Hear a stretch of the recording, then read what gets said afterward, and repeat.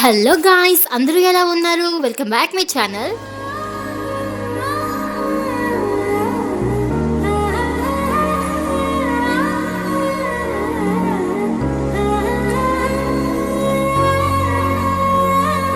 ఈరోజు వీడియో వచ్చేసరికి మా పాప బర్త్డే రోజు అయితే మేము సాయంత్రం ఎలా సెలబ్రేట్ చేసాము అన్నది ఈ వీడియోలో అయితే ఉంటుంది.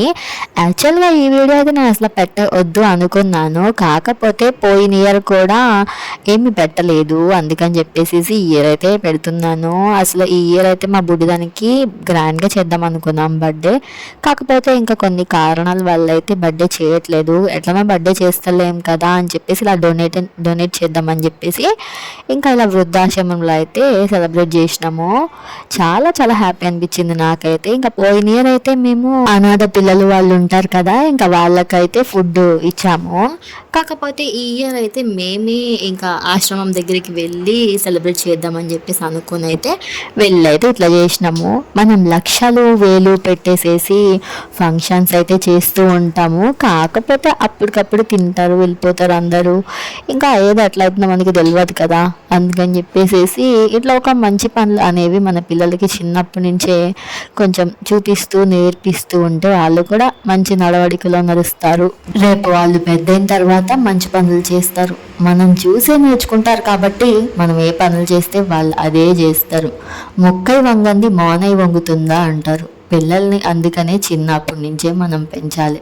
అదే పెద్దయిన తర్వాత మన మాట వినమంటే ఎవ్వరూ కూడా వినరు. నేను చాలా మంది పిల్లల్ని చూశాను, అసలు పెద్దోళ్ళు అంటే గౌరవం ఉండదు, ఎలా పడితే అలా మాట్లాడతారు. ఇంకా వాళ్ళైతే పైగా వాళ్ళని బ్లాక్మెయిల్ చేయడానికి చూస్తూ ఉంటారు. ఇలాంటి పిల్లలు అయితే చాలా డేంజర్. అసలు వాళ్ళు అలా తయారవడానికి కారణమే వాళ్ళ పేరెంట్స్. అలాంటి పేరెంట్స్ ఉన్న పిల్లలే రేపొద్దున ఆ పేరెంట్స్ని తీసుకెళ్ళి ఇలా వృద్ధాశ్రమంలో వదిలేస్తూ ఉంటారు. అందుకే పిల్లల్ని చిన్నప్పటి నుంచే క్రమశిక్షణతో పెంచాలి. ఓవర్ గారాబం చేసేసేసి ఓవర్ యాక్షన్ చేస్తే పిల్లలు అట్లా తయారవుతూ ఉంటారని చెప్పేసి నా ఉద్దేశము. మీరేమంటారు? ఖచ్చితంగా కామెంట్ చేయండి. అంటే నేను దీన్ని ఎవరిని ఉద్దేశించేదో చెప్తలేను, జస్ట్ నార్మల్గా చెప్తున్నాను అంతే.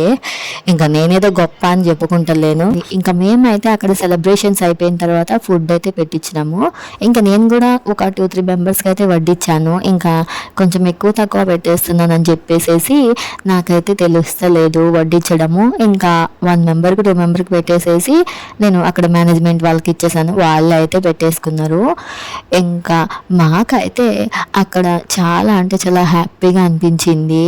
ఇంకా నేను మా వారికి ఇలా చేద్దామని చెప్పిన తర్వాత ఆయన ఒప్పుకోవడం అంటే నాకు ఇంకా హ్యాపీ అనిపించింది. ఎట్లనో మా వారు దయాగుణం గలవారే, ఇంకా అందుకని ఆయనైతే ఒప్పుకున్నారు. ఫస్ట్ అయితే బర్త్డే చేద్దాం అనుకున్నారు, తర్వాత ఇంకా సర్లే అని చెప్పేసి ఇట్లా చేద్దామని చెప్పేసి ఒప్పుకున్నారు. మాకైతే చాలా హ్యాపీ అనిపించింది. ఇంకా ఎక్కడైతే నేను మీకు ఒక సజెషన్ కాదు రిక్వెస్ట్ చేస్తున్నాను అనుకోండి. ఏంటంటే మీరు అయితే మీ పేరెంట్స్ని ఇలా అనాథాశ్రమంలో వృద్ధాశ్రమంలో వదిలేయకుండానే చూసుకోండి. ఎందుకంటే ఇక్కడైతే నాకైతే ఒక చిన్న బాధ అయితే కలిగింది. ఏంటంటే అక్కడున్న మేనేజ్మెంట్ వాళ్ళు వీళ్ళని అయితే గసురుతా ఉన్నారు. నాకైతే అసలు నచ్చలేదు అది. వాళ్ళకైతే అలవాటు అయిపోవచ్చు, మనకి కొత్తగా చూసే వాళ్ళకైతే బాధ అనిపిస్తుంది. నాకైతే చాలా బాధ అనిపించింది. మీ పేరెంట్స్ని మీరైతే ఇలా ఎప్పుడు వేయడానికైతే ఆలోచించకండి. ఎందుకంటే వాళ్ళు మనల్ని పెంచి పోషించి మనల్ని ఒక స్టేజ్లోకి తీసుకొస్తారు. ఆ టైంలో వాళ్ళు ముసలోళ్ళు అయిపోతారు. వాళ్ళు మన దగ్గర నుంచి కేవలం ప్రేమ మాత్రమే ఆశిస్తారు, కానీ మనమైతే అంతస్తులు ఆశిస్తాము. ఇలా ఎప్పుడు చేయకూడదు. ఎందుకంటే మీ పేరెంట్సే మీకు బలం. ఖచ్చితంగా మంచిగా చూసుకోండి.